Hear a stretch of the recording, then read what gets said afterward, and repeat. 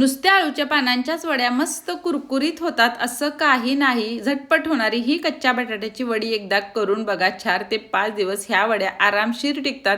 त्यामुळे प्रवासात जाताना ह्या वड्या चपातीवर सुद्धा तुम्ही घेऊन जाऊ शकता। बाहेरचं काही खायची गरज पडत नाही। तेव्हा पटकन हा व्हिडिओ तेवढा सेव्ह करा। तर त्यासाठी काय करायचं आहे, बटाट्याची साल पहिली बघा काढून घ्यायची, बटाटा किसून घ्यायचा आहे आणि त्याचा किस 2 ते 3 पाण्याने बघा चांगला स्वच्छ असा धुवून घ्यायचा।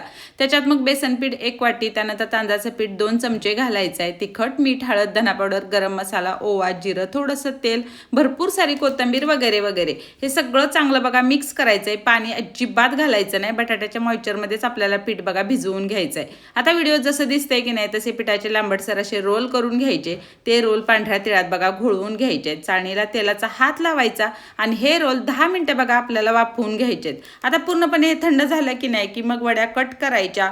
पॅनमध्ये थोड्याशा तेलात खरपूस दोन्ही बाजूनी अशा वड्या बघा आपल्याला भाजून घ्यायच्या आहेत। आता बारीक गॅसवर जर वड्या भाजल्या की मस्त बघा त्या कुरकुरीत होतात।